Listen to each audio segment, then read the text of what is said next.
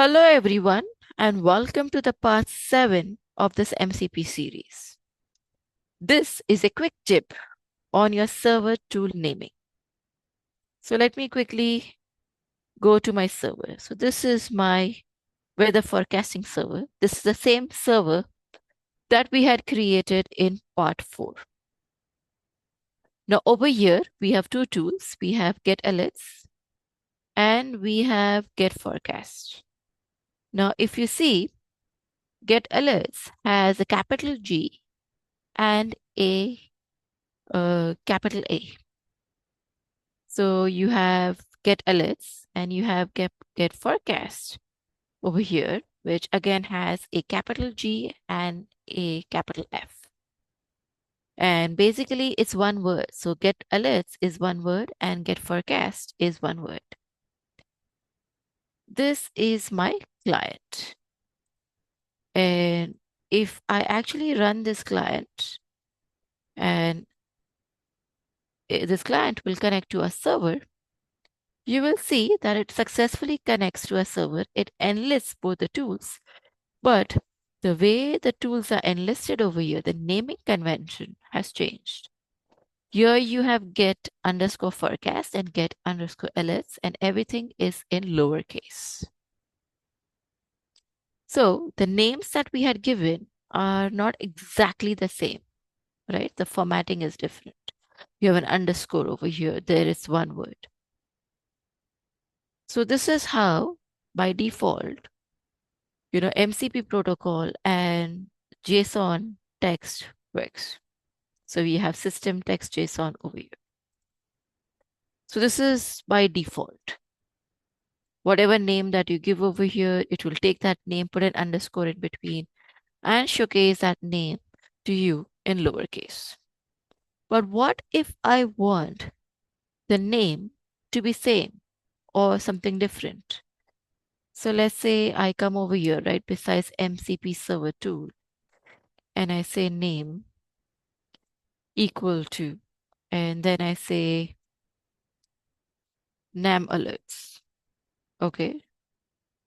Because I want my clients to see this particular name. So I'm going to save this. I'm just going to run this server once to ensure that there are no challenges with the code. Okay, it is being used. So I have to stop the client first. So exit. Again, come over here, clear this. Did it clear? So Control C, CLS. Again, run the server.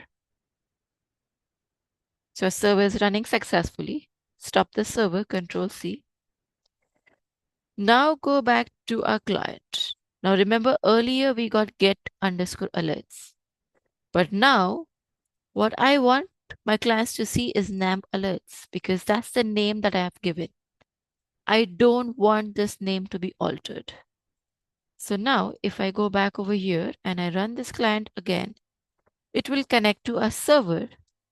But this time around, it is going to show us NAM alerts. It is going to show us the name that we had given. So if you are facing the same challenge and you want your server to show the same name to the client that you had given for your tool, right? Essentially, they go back over here, this name, then add this attribute on the top and that particular name will be showcased to your client. So similarly, let's say if I stop the server over here, right, I have to stop this client from using the server. Again, go back over here. Let's say I'm going to give another name. This time I'm going to say my weather forecast. You can give any name that you like. Save this. We are going to run it just to ensure there are no challenges with the code. It's running successfully. Control C, stop the server. Now come back over here and run the client again. And this time around, we should see the server tool names exactly how we had given. So this is how you basically ensure that your clients see the names as per what you have given for your server tools. So I hope that this tip was helpful. Do post your comments. And this is it from me today. Thank you and have a nice day. Bye bye.